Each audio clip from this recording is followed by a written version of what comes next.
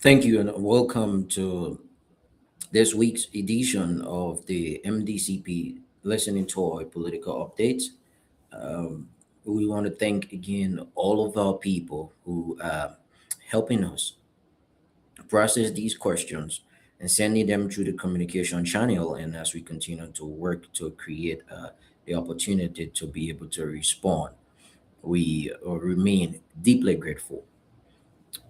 Today, some of the most essential issues are going to be discussed, and we are going to be responding to a lot of your questions.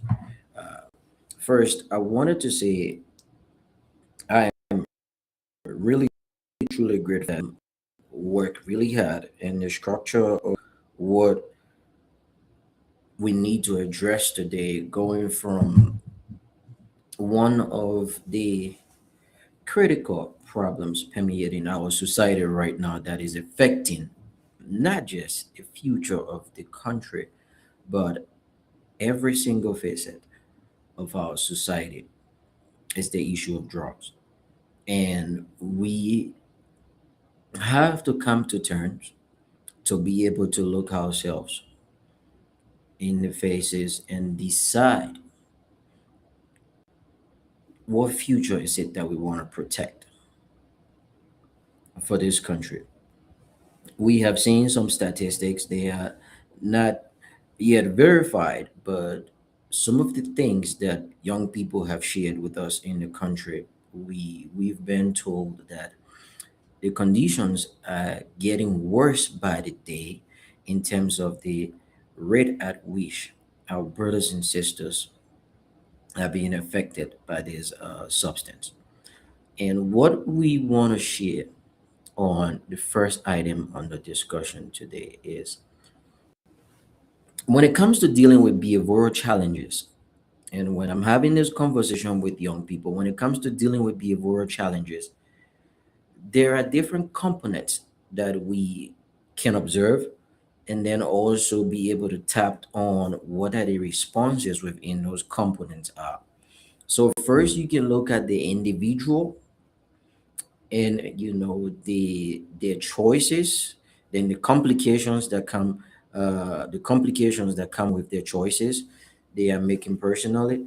But then you can also move at what are societal responses, what are the institutional plans and programs that are required to be able to address behavioral patterns and challenges when they've gone wrong, and they are not just affecting individuals but they are becoming public danger. And we are at a situation now in our country where public safety, which is a government priority, can now be used as a term to address what we are facing with drug, especially affecting our young people, which we consider the engine of change and the power of the power of the next generation. We believe that if you look at individual choices, those are very personal, and there is something absolutely important that can be used to be able to address bad choices that we can make as individuals or that we often make.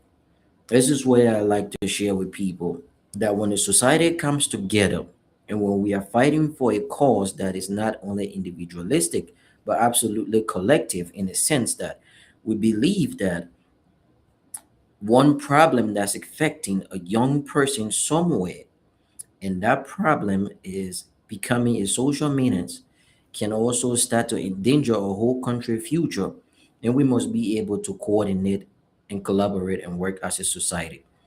The Liberia Drugs Enforcement Agency, it's an institution set aside to be able to deal with this. But on another day, we'll deal with the institution because there are a lot of things you have to look at from an institutional standpoint. The infrastructure, the programs, the people and the competency level, the work that's been done, review of this work, the outcomes, the impact on the country as a whole, and then at the same time, understanding as to whether we're meeting the institutional goal of helping to either seriously minimize or eradicate drug in our society.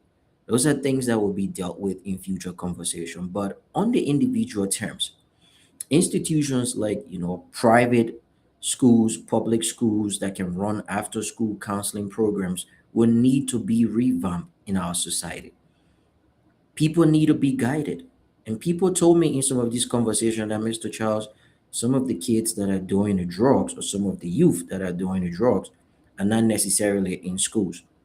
So after school programs and community counseling programs can all form basic collaboration to be able to help to create long-term training and development initiative to deal with wrong individual choices. Those behavioral patterns, like I said, you cannot easily legislate your way through that. Laws are there, but um, people will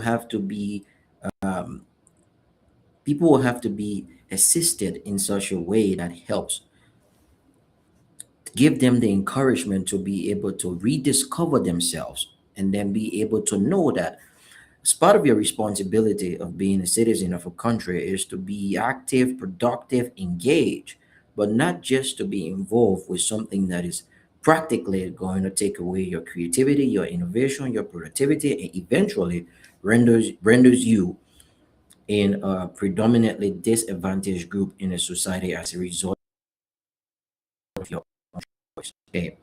Then we'll look at the immune responses. These are important because regardless of what happened, the laws and these institutions exist to be able to control a negative effect that is becoming, like I said, a public danger. In Liberia, for example, right now, I think the absolute best solution to dealing with the drug situation in our country is to be able to create massive, massive programs that can support getting young people off the streets. Young people need to have work on their hands. Some of these work don't have to be paid jobs. Some of these work will have to be consistent skills training and development programs that will support the forming of the individual.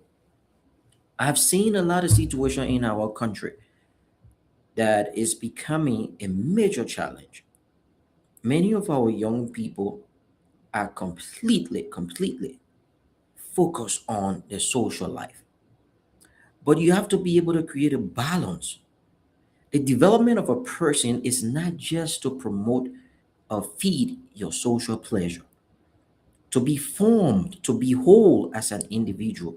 You have to combine your social engagement with your professional, with your intellectual, all culminating into your moral and your moral formation, your moral capability as a person, defining a valid reason to yourself, but also something positive to society on what you stand for. So I believe step one is to go back to create a national plan on how we get our young people busy and engaged. I think the idea of not having anything to do, if you go and check the data and the statistics across the country, has contributed immensely to why many of our young people keep taking drugs, and then obviously damaging their future, because this is impacting their health. And the flip side of that, when these medical challenges starts, we don't have the healthcare quality and the healthcare capability to be able to aggressively respond to all these situations. So as a result, this is becoming a serious problem that is creating a chain reaction in our society. Young people make some bad decisions, fall and become terribly ill, not enough quality health care. These people become a liability on society or liability to their friends, their families, and this cycle is repeated. Self-esteem diminish. If we get our young people to be busy, like I said, it doesn't have to always be creating jobs at this moment, because not everybody is absolutely ready to work. But everybody is in a position to take some lessons for the formation of the individual. So we must create a national plan to support schools, community training centers, libraries, and other public institutions that are focused on behavioral pattern and training and development to be able to create massive counseling services to support our young people in giving them hope and a future and a reason to dream again.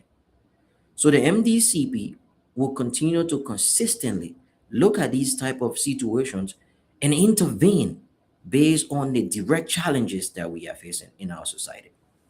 This also ties into the issue of your question about why is it that we are struggling at administrative, government, and private sector level with the lack of adequate professional skills. Yes, today Liberia is not a country that can boast of top engineers. It's not a country that can boast of the top medical doctors. I mean, even sometimes in the sub-Saharan African region, if you do all the statistical check, yeah, we might be one of the countries that are falling behind in these type of things. And the bedrock of this also relies on, again, individual choices to compete, but institutional resources like learning institutions that are redefining education as a philosophy of individual empowerment and societal development. So we must be able to look at these things and say, what happened?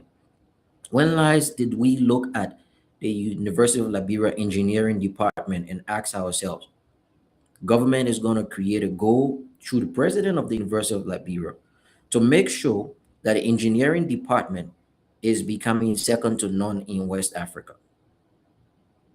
That's going to take a long-term comprehensive education plan fully supported by government. Because in the end, for example, lux in tenebris, as we say, the light in darkness becomes an institution where people are not just going to learn for themselves, people are going to learn to impact the society at large. So comprehensive engineering, technology, science, and development research, these programs must be created and launched and funded and evaluated to be able to give ourselves the chance to build the professionals of not only today, but to compete tomorrow. So the issue of professional skills deficiency in our country, it has also been a post-war problem, but it has also been a long-term problem because for a long time, we haven't had a set agenda to carefully deal with the situations that are creating that. We also talk about the idea of, yeah, there's capital brain drain a lot of time. And because you know what? People who have the desire to receive quality education, when they receive quality education, they leave, they go and compete in society where their labor is highly valued. And then when you have that happening for a long time, you have capital brain drain taking place in several countries, including countries like Liberia. So again, we must look at instances and circumstances that are resulting to pull or the absence of professional skills and professional leaders in our country that are adequate enough to solve a lot of the administrative challenges and technical challenges that we are facing. For me, I believe this is where government will have to come out and partner with universities, technical colleges, and institutions and say, you know what, we have to go and look at curriculum curriculum development strategies. What is it that our people are learning right now that's going to give us a preferential advantage in the next 5 years in the South region?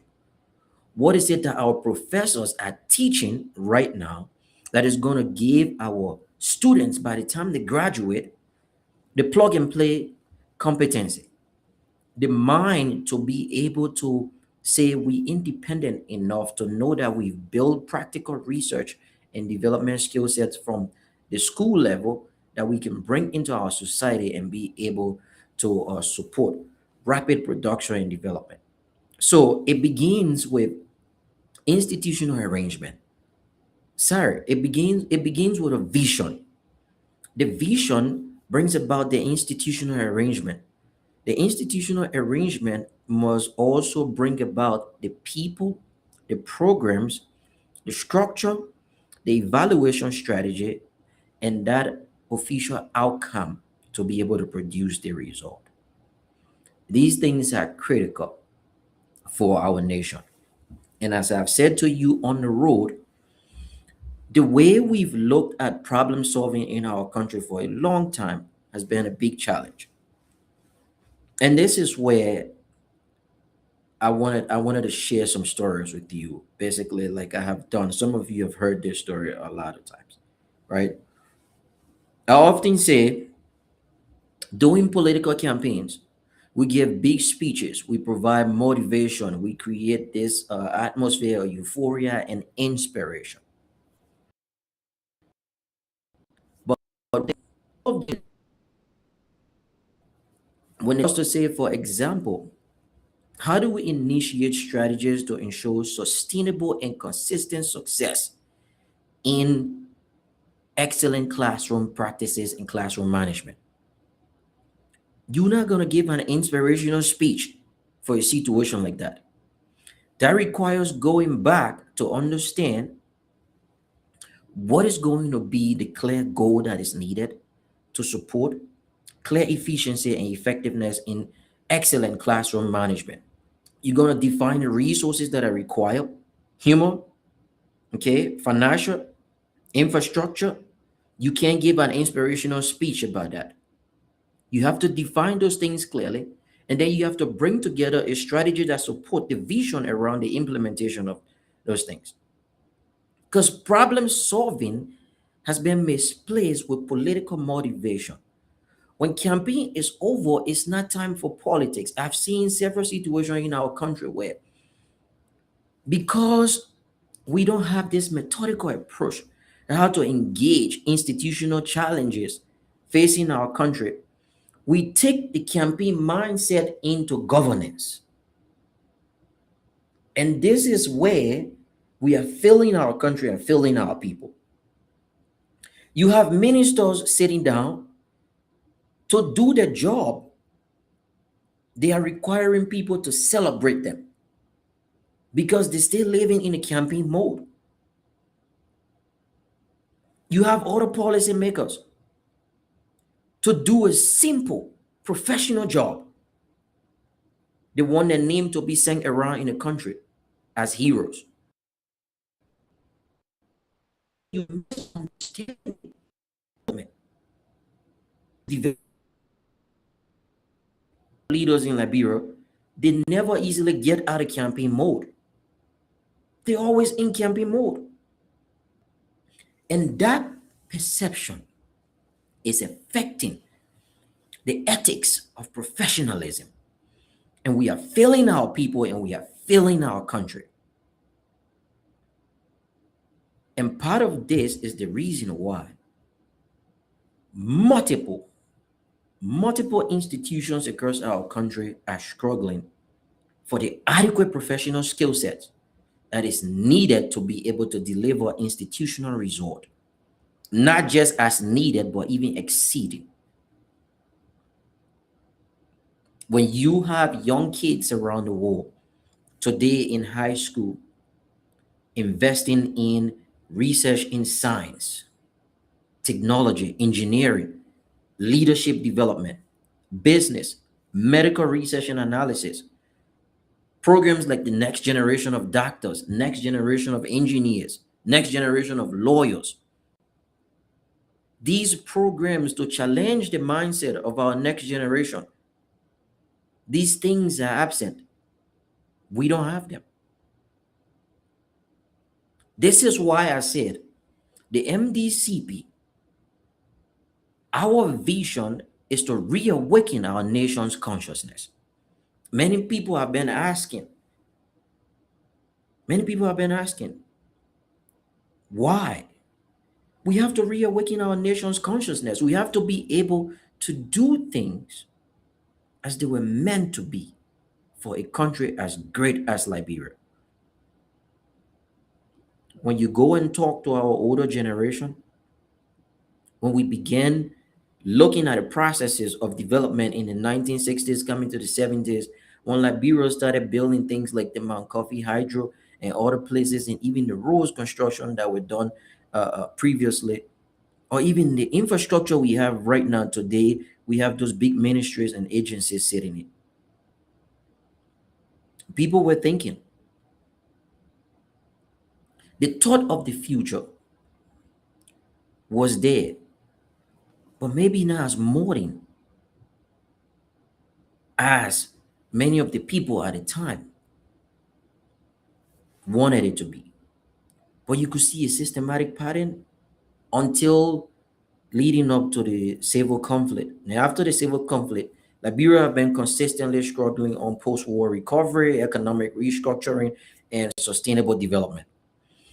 We have asked ourselves, what do we need first? We said peace. Peace been going for almost 22 years.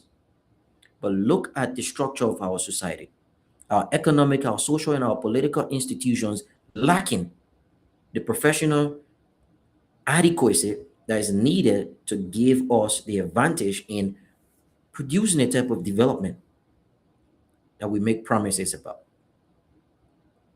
This is time for real change. The foundation of all of this, which will wrap up your last series of questions on, will be what is it going to take for us to redefine what education development should look like in our country?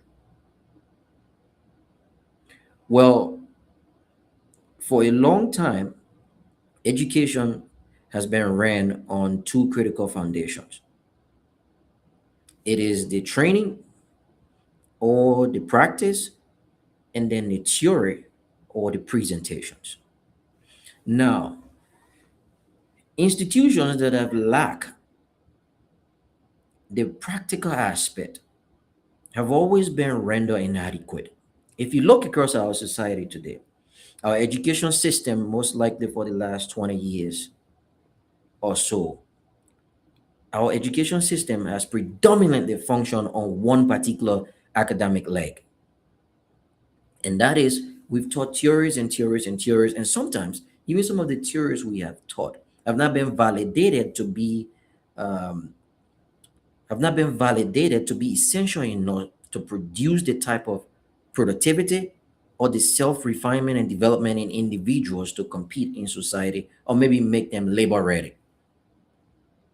So this is why our high school students will graduate. They will know the formula for the chemical formula for things like water. But if you took them into the lab, they will not be able to identify hydrogen, not be able to identify nitrogen, oxygen, and other things. These chemicals that are essential for understanding daily operations in daily life. The science lab, the theory and the presentation in classroom, very important. But these students must step into the practical field and do some hands-on experience and analysis to be able to come out and say, we felt the learning.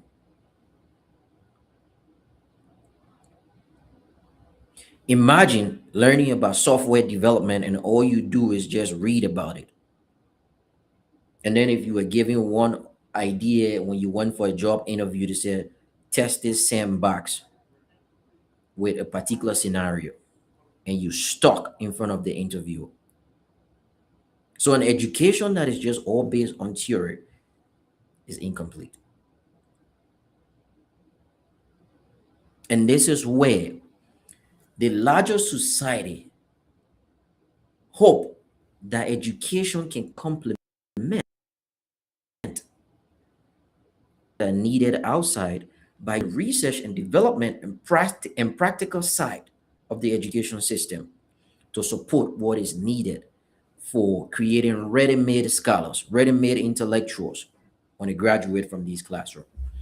So we are going to promise you our universities across Liberia will go wild in critical research in science, technology, and leadership development. We are not going to sit back. We're going to create a vision that motivates learning as a whole so that when people leave our universities, they become a symbol of the national vision of pride in education development. And they can step into the professional institutions and say, I'm proud because we understand what is needed and we are even innovating enough to be able to create the level of transformation that's needed here. So, like I said, I'm deeply excited for all these questions that came today and will continue to answer them. And I know that there are many other people who are out there who are saying, Mr. Charles, we asked all these other small questions and stuff, but most of the questions have been summarized into a major position. Yeah. When you're asking question about educational challenges, we know it's going to come down to institutional inadequacies. We have to address that. It's not just about government announcing a $50 million for an education investment, but government announcing a $50 million for education investment with a strategy that produces X, Y, Z, and monitoring evaluation framework to ensure that that happens. So we are not going to be redundant in our development process. That government has done something for 50 million only to realize we have to do that same thing again, given inflation as increases by year for 75 million. These type of approaches will have to stop. So work with you. We'll continue to respond. And I'm glad you've given me the opportunity to be on the road, even though it's on a virtual conference engagement. But I thank my people who sit in these meetings to collect the questions. And I'm also glad that I'm interacting with most of you in our 1 hour 30 meetings conference calls to be able to also touch on your questions. And we're also grateful for the opportunity to produce these live responses to all of you. Thank you. And I look forward to your next set of questions to produce the next set of MDCP political updates. Take great care.